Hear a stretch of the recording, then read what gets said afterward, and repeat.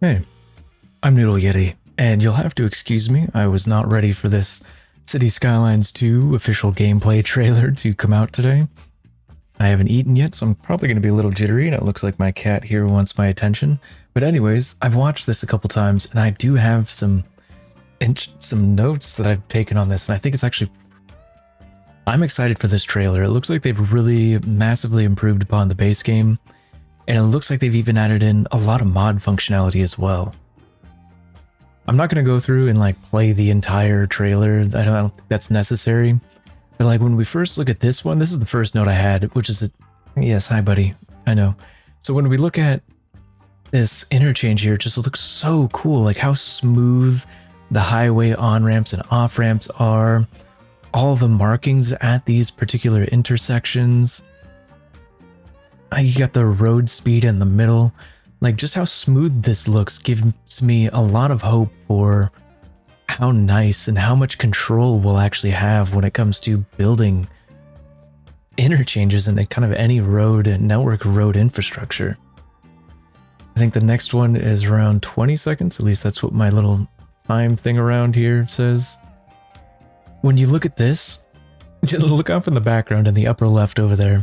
We still have that same 4-lane bridge from City Skylines 1, and I think that's actually really cool. I think it's really nice to see some of the old assets carry over into the new one. And just look at the tree density. That's something that I found really lacking in City Skylines 1, was just how few trees you can place down. And just the sheer density of all this actually looks good. And I guess another thing you can note is how smooth the train lines connect into each other. They're not like that abrupt turn in or turn out from City Skylines 1. You actually have this nice smooth transition.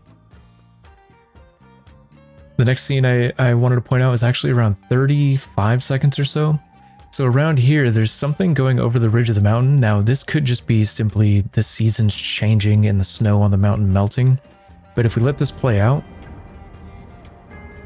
right around there, you can see there is a lot of the white on the mountain that goes away, which leads me to believe that whatever that was just snow up there. But it looks too straight for me. Like it looks unnatural with how straight its edges are, which leads me to believe there might be something. My initial thought was maybe that could be like, oh, you need to like pipeline in certain things or whatnot, but maybe that's not the case. Maybe that is just snow. Maybe I'm just crazy and I'm tripping. Next scene is around 50 seconds. The beginning half of this doesn't really show a whole lot, but until this next half, the whole next half of the video actually displays so much information. Like for instance on this, what I wanted to point out here was we still have the same landscaping tools, which is fine. Those were already enough. But you can see on the left we have brush size and brush strength, and we're no longer limited to just 3 options. We have some digit, I guess, representing the radius or diameter of the brush. And then you have brush strength as well, which goes by percentage. And I think that's really cool. It makes me wonder if we can go past 100% with the brush strength. Let's see here, 50 seconds. Oh, 51. So it's the next scene right here. So our road tools, we have a grid tool now, and that is absolutely incredible. It looks like we pick its starting point, and then the other end of it determines like I think you get the picture. Like if we just let this play out, as you drag the other corner out, more grids appear, their sizing changes. But that's not everything you can see in this picture.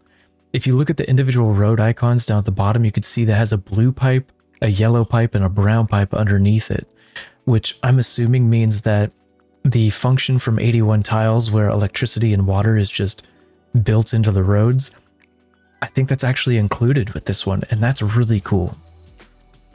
If you look at the tool mode on the left-hand side of those roads there, we have straight, curved, freeform, and something else, as well as the grid. Now, my initial thought was maybe that was roundabouts. But then if you look at the tabs up here for the road selection, we actually have a circle option up here. So I'm not quite sure what either of those are. I'm assuming one of them has to be a roundabout, while the other one is something else. I don't know. Guess what? Do you see the P right there, right next to the circle? Parking. Parking lots. And I'm assuming, and I'm so thankful for this because I hate how the parking lots in City Skyline 1 are considered as parks. So they'll attract tourists and citizens for no good reason. I'm really hoping that I'm just really excited for parking. Like it's oh man, I don't know why I'm so excited for parking. But anyways, you can see we got things like intersections. I'm assuming the one right next to intersections is toll roads or toll booths of some sort. Hopefully we don't have to have toll booths, because especially in like my part of the world for our toll roads, it's just cameras and they'll just take pictures of your car and or they'll scan if you have a little transponder in it. And then if you don't, they'll just mail you the fee later on, or you can go online to pay it. So hopefully we have boothless toll roads as well as booths. Anyway, so the next one I think is at 54 seconds, a little bit after it appears. I don't know why they have these things jutting out into the ocean over here, because it doesn't appear to have any sort of harbor on them, so it's not for boats. I'm assuming it's just acting as a wave break. Now, I'm assuming that we're not going to actually have to worry about tides and things like that in this game, but I'm assuming this is just for aesthetic purposes to say, oh, you know, we're just pretending that the tides come in from this direction and waves, the ocean's out there, so we use these as wave breaks or something.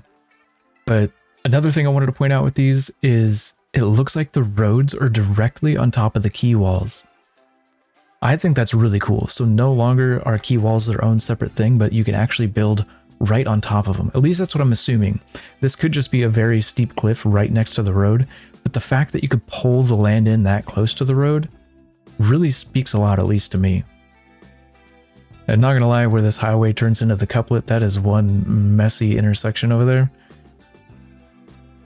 Whatever, I mean, it's just, I guess it's just displaying the road markings that are possible. So 56 is the first one where I'm excited about info views. My goodness. I mean, on top of the fact that we have 6 forms of, gosh, what is that, residential? And I like how you can pick the theme right from the zoning tool, so you don't have to worry about like applying a district and then applying the theme to that district. You can apply the theme to the individual building, it appears. So if I just want to zone in one square European building in the midst of a whole bunch of American theme, or if I'm assuming later on we're going to get more and more themes in the forms of DLC and content creator packs, that we can apply those themes to individual buildings. And I'm assuming that's how it works, judging by how it looks. I think that's really cool. Now, this is where I want to shift our focus over to the tab on the left. Of course, you got the residential buildings, if you want to see which ones are residential, but the one right beneath that, residential signature buildings. That has me questioning if those are like unique buildings for residential, similar to how we have unique buildings in City Skylines 1, except those just essentially function as parks and attract tourists. Maybe these residential signature buildings, or the unique buildings in this game at least, will have all sorts of different functions. Maybe you'll have office, industry, whatnot, all sorts of different types of unique buildings. And that does kind of get me a little excited. And the next thing right beneath that is residential suitability, displayed right on the road itself. As you can see, there's even a checkbox to activate it or deactivate it. You can see if that particular road or location is good or bad for residential. And I think that's actually incredible. And I don't know why they have ground pollution viewable in this. I mean, I guess that kind of makes sense. You don't want to put residential on top of ground pollution, but actually, you know what? That kind of does. I kind of like that, because then it makes it easier so you don't have to swap back and forth between pollution views and residential views before deciding. It's all in one place. That's actually pretty neat. All right, what is it? 57, so pretty much a second later. Right here. So this one, kind of a little bit disappointing. I'm assuming offices are just going to start off with just only 2 types, and then later on in DLC and whatnot, we'll get more types of offices.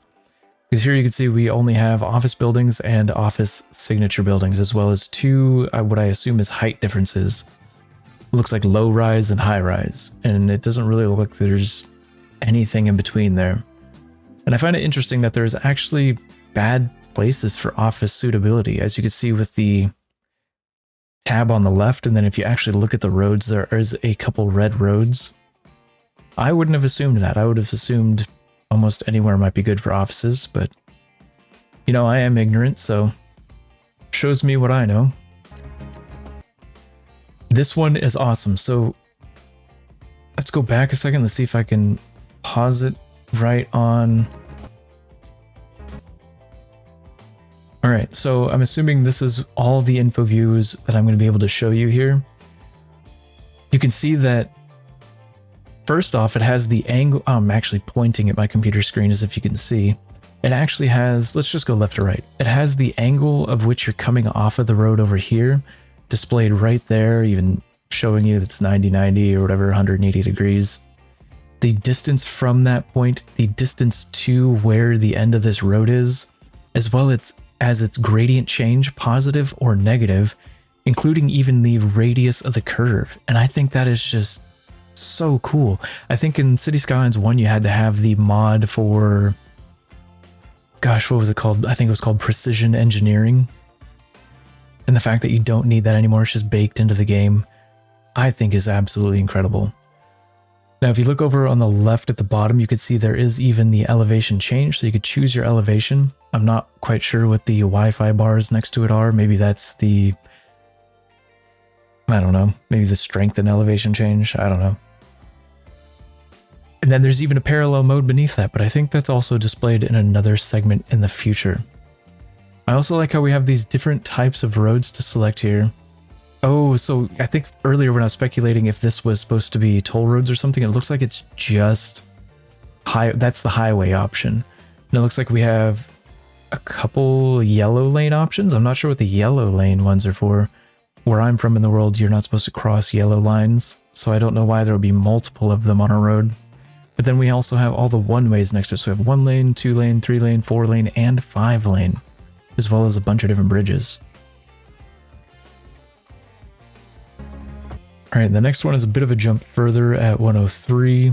If we look at this, it's got parallel road tools, so you could choose to push the roads closer together or even farther apart. I think that's so cool, and it looks like it even applies the correct directionality to it. I think, yeah, you can see as they're bringing it out, the opposite road that they're not drawing is in the opposite direction. So that's really cool that it accounts for things like that. What's it, 105 for universities, a little bit before this. So this is interesting. If we go back like a frame, you can see that building just disappears. And if we look down at the bottom, it has upgrades and it has the price for that wing. So on top of placing a building down, it looks like some of them will be modular and you can upgrade them. Now I'd like to point something out here. If we press play, well, it says employees 20 out of 28, students 44 out of 2000, low dropout rate, year to graduate, yada, yada, yada. And then after he upgrades, it raises the cap to 38 employees. All of a sudden, 69 students. Nice. It all of a sudden raises the amount of students. I don't know how that happens. But it upgrades and adds a modular piece to this university. I think somebody was saying something in one of the Discords I'm in about universities DLC being baked into the default game or base game. I'm not quite sure if I would call this the university's DLC, but I would definitely say this having upgradable buildings and modular type things is really incredible. And now if you look down at the bottom, the upgrade that he put down, I forget what it was for, but it has the same unique building emblem over it that goes over unique buildings in City Skylines 1. So it's limited to only once, or that one upgrade per building, I assume. Let's see here. Oh yeah, and the very next scene, as soon as he upgrades it, you could see the whole area becomes happy, even offices, but it's not actually for the university that he's highlighting over right here. I'm assuming this is pre-upgrade. If you see here, down at the bottom, he's actually putting down a police station, which I think is kind of funny because you see the same area later on in the video, except it's missing police coverage, so I assume this is from before that. But it's pretty cool to see all the buildings get happy, they have their stars activating and whatnot, selling you their whatever. This one I think is kind of funny. We're going to back up just a half a second here. He's thinking about putting down this tram depot in this spot, and as soon as he places it, everybody dislikes it. Now, if you notice when he was placing this down, it was all residential. You can see all the light green squares, like barely faded in, so that way you can kind of see what's around when you're placing it.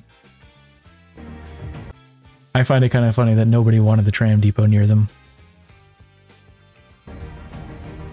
I also think it's kind of funny that they skipped over the scene where the tram is actually driving through the roundabout, but I assume it had to wait for traffic or something and they just wanted to cut that out. And I like how the line is actually a circle now, so you know where your stops are relative to each other. Having that, like, I mean, I get it when they said it was a line, and it was literally a line in City Skylines 1, but it made it really difficult to figure out where on the circle you were. So having it in an actual circle like this, I believe will actually really help us out with identifying where they are. And oh my goodness, you can even see they have the adjustable ticket prices right here, as well as the number of assigned vehicles as you're just looking at the particular vehicle here. That's kind of cool. I think next one is 113. Oh, I was only about to make a comment on this fence, how it doesn't go all the way around the balcony. I'm assuming that's a safety hazard, but it is only a video game. Let's see, 115. Oh, this is actually really neat. So if we look over on the left here, you can see it has 15 out of 15 houses. And it looks like if you count all the ones down the left-hand side, there's 15 things there. And I'm assuming if you click on those, you'll be able to see the info views for each household living in that building. So you're no longer restricted to just this generic info view. I mean, I don't know why you'd want to info view every single household. I thought the generic info view was enough, but maybe some people wanted more info than just the breakdown of the entire building. But you can see it says 25 residents, and then there's a brown dot beneath that that has a number 3 next to it. Maybe my eyesight's fading or the video is too low of a resolution for me. I do only have it on 720p. Let's go up to 4K. Let's see what it looks like now. Well, now it looks too weird. I'm going to drop this down from 4K. Yeah, I think it's just a brown dot. And then if you add up all the numbers in these residences on the left, it adds up to 28. So I'm assuming that that brown dot represents tourists or maybe visitors or something like that. I think that's pretty neat. I don't know what it's supposed to mean or what it represents, but hey, that's kind of cool that we can actually see if a building has visitors or tourists in it, and that the fact that even residential buildings can. 116. Oh, right here. This is something I found kind of funny, how it looks like a nuclear power plant, but when you look up in the left, it says coal power plant. But that's when I looked down at the bottom and saw upgrades. So I think when you put down your, what is it called, your energy source or whatever, you can upgrade it into different types of energy, which I think is kind of cool. Although what's kind of funny is after he upgrades it, how he selected the upgrade, you could see the unique building symbols down. It's still a coal power plant in the upper left. I assume that's a bug and they don't intend for that to actually happen. Maybe it'll actually change names in the live game to what it's actually supposed to be, but maybe this actually might be coal. No, I don't think this is coal. This does look like a nuclear power plant though, but I don't know. I have no idea what my power plants look like. I'm not a energy professional. I'm just some dude who plays video games. See, the next one is actually the next scene, I think. Yeah, so this one, air pollution. You can even see that it comes from industry buildings and traffic. You can even see the wind speed and direction, so you know where you can't place your residential buildings in correlation to this. But what this also represents that might not be so obvious is that they're separating different types of pollution. I think in City Skylines 1, all we had was noise pollution and then just pollution. In this one, if we have air pollution, and then if you saw in the, or remember from when I was talking about the residential, there's even ground pollution. So I'm wondering what other kinds of pollutions are we going to be able to track and view? I wonder if water pollution is going to be a thing where we can see the directionality and flow of water, where the pollution is and whatnot. I don't know. Yeah. And then the next scene, this is the one I was referencing earlier, where right after they placed the university and you saw everybody get happy, it wasn't actually from the university, it was from this right here, the police station. As you can see, all the roads are red, and if you look over on the left tab here, they have the network color on, showing red equals bad and green equals good. And this whole area has no police station. And then crime probability, I think, is actually a very interesting metric. How we have a per building basis of who is more likely to commit crime. I find that very fascinating, very interesting, and very strange. I think it's actually a good thing where it lets us know, oh, do we need more healthcare? Is the land value proportional to the wealth of the citizens living there? I'm very interested with this, and I can't wait to play around with this mechanic to learn it. I'm hoping that it's not too complex. I'm hoping it's pretty simple, but it is what it is, and I'm excited to see it. I think the only concerning thing I see in the info view on the left is the crime rate probability is 29%. I'm assuming that is just for the sake of this clip here, just to show us that these different metrics such as escaped crime rate, number of crimes per month, and current number of criminals within the city. I think that's just to display all this information here, but I'm hoping crime rate on average isn't that high. That's a bit concerning, especially with the escaped criminals and whatnot.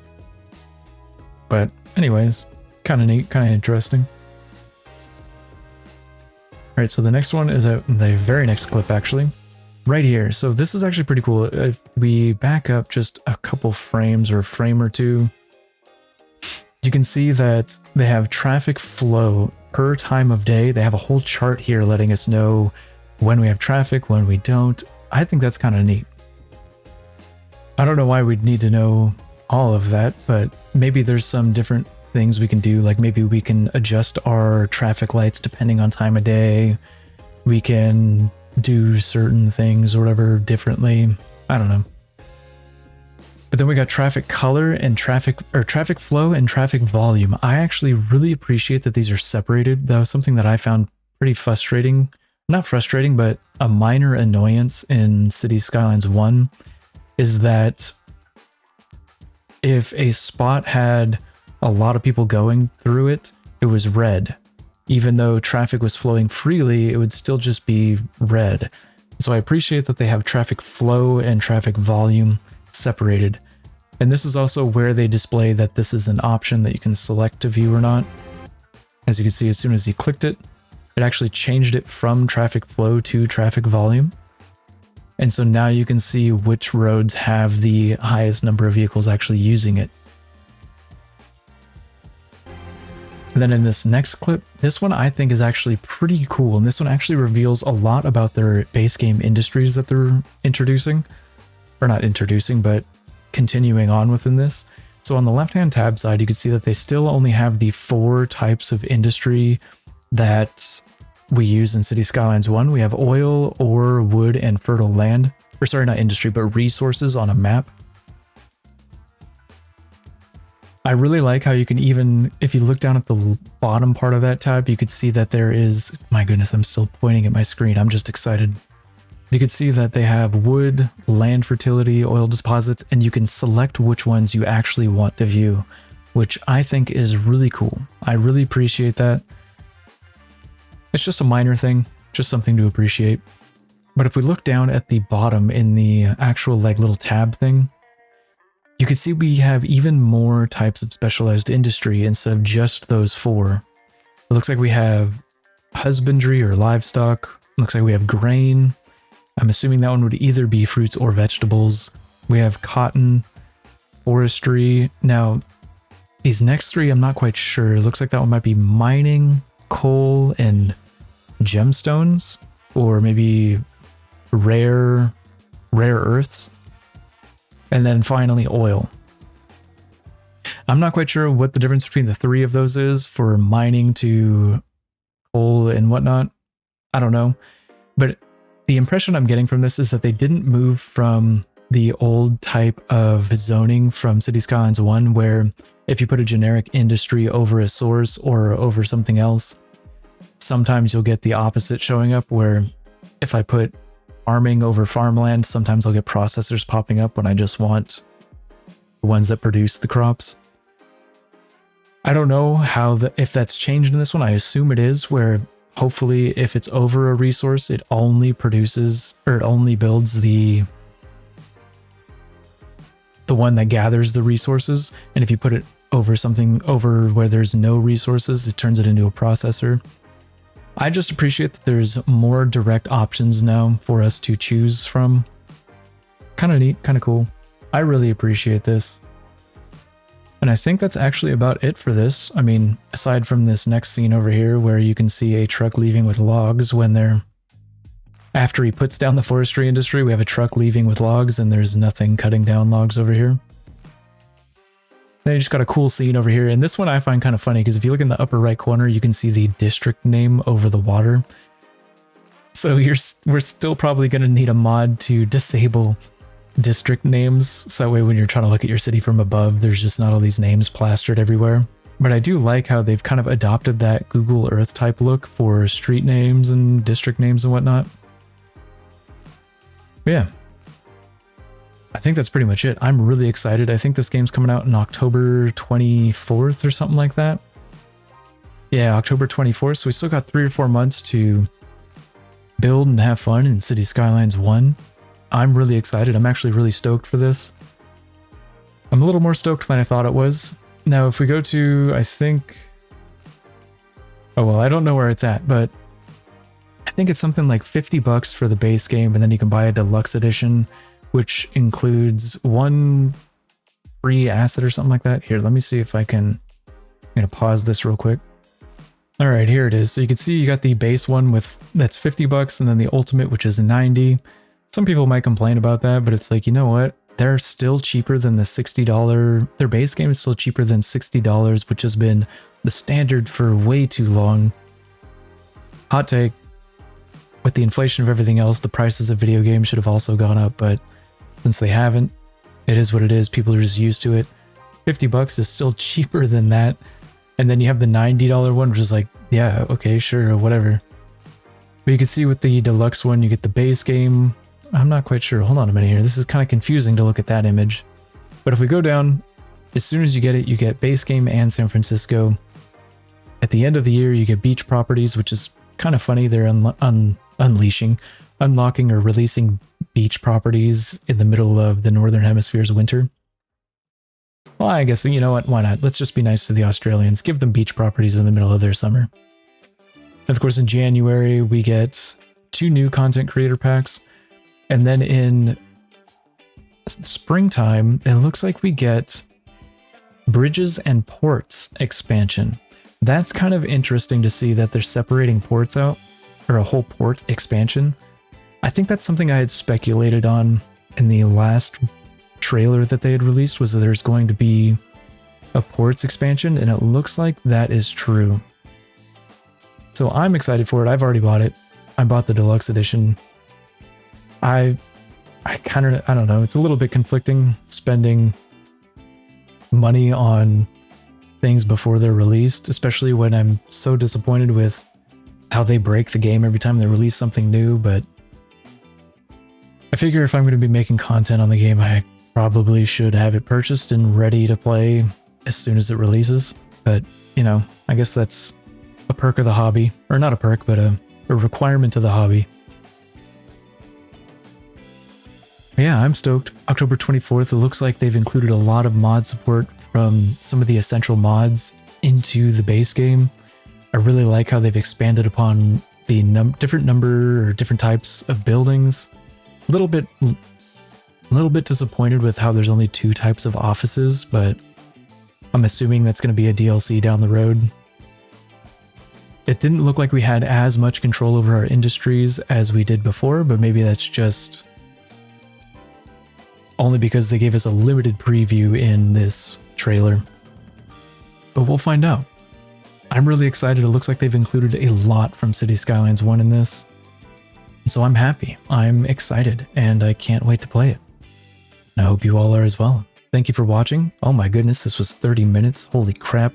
I expected this to be like 5, but whatever. Anyways, thanks for watching, and I hope to see you in the next one. Oh, if you are, or if you did like the video or whatever, I decided to try and start a City Skylines community over here. And well, yeah, I'll leave a link to it in the description below. And so if you want to join the Discord community, you can go ahead. My goal is to just share pictures of our cities, talk about game mechanics, and just inspire each other to build different cities. So yeah, anyways, thanks for watching. Bye-bye.